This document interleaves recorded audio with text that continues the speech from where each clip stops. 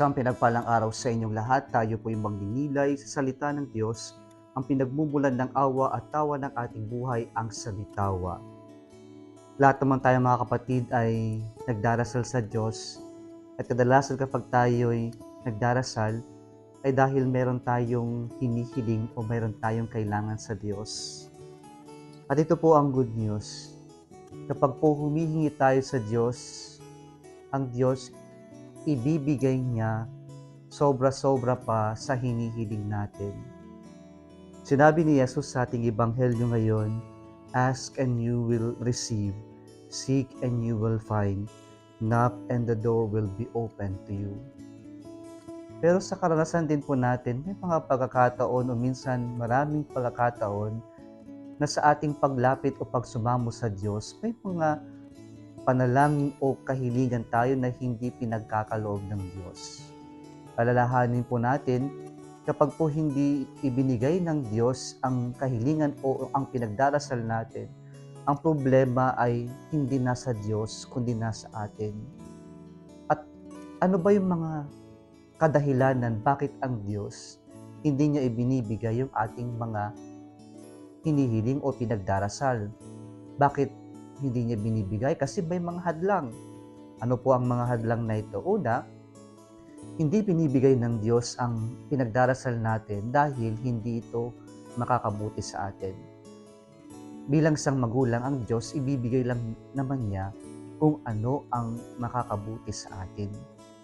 Hindi ibibigay ng Diyos yung mga bagay-bagay na gusto natin at sa kahulihan, alam niya tayo'y mapapasama. And so when God gives, He gives only what is best for us. He gives only what can benefit us, what can help us grow gracefully. Kaya huwag tayong magtatampo kapag hindi po ibinigay ng Diyos ang ating ipinagdarasal o ang ating kahilingan. Kasi alam ng Diyos, hindi ito makakabuti sa atin. Pangalawa, hindi po binibigay ng Diyos kasi hindi po naaayon sa kagustuhan ng Diyos yung ipinagdarasal natin. Ibig sabihin nun, nagdarasal tayo pero hindi ito para sa atin. Hindi ito naaayon sa atin. Hindi ito naaayon sa plano at kagustuhan ng Diyos. At sana matuto tayong magtiwala kasi hindi yan binigay ng Diyos kasi alam niya na may mas maganda pa para sa atin.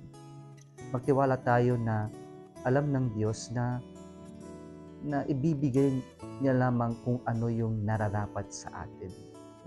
At sana yung pangalawa ay hindi niya binibigay kasi hindi ito naaayon sa atin. So, let us always ask things that are in accordance to the plan and will of God. Not what we want, but what God wants for us. Pangatlo at panghuli, hindi ibinibigay ng Diyos yung pinagdarasal natin kasi dahil humihiling tayo na namumuhay tayo sa kasalanan. Yung bang mayroon tayong pinagdarasal, pero yung habang tayo nagdarasal at humingi sa Diyos, ay nagpapatuloy tayo na gumawa ng hindi mabuti. Namumuhay tayo sa kasalanan. Kaya po, ang nais ng Diyos, kapag mahihiling tayo, dapat naman yung igigil natin kung ano yung hindi maganda. Diba? Para may sense of justice naman doon na ibibigay ng Diyos ang ating kahilingan sapagkat tayo din ay nagiging mabuti o namumuhay tayo mabuti. Kaya mga kapatid, huwag natin kakalimutan, ibibigay naman ng Diyos kung ano yung makakabuti sa atin. Dinidinig ng Diyos yung ating panalangin, yung ating mga dasal. Pero ibibigay lang mo ng Diyos kung ano yung makakabuti sa atin, kung ano yung makakatulong sa atin. At ibibigay niya ito kung tayo rin naman ay titigil sa mga hindi magandang gawain natin.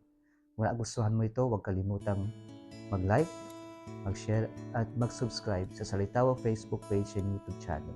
Muli isang pinagpalang araw sa inyo lahat.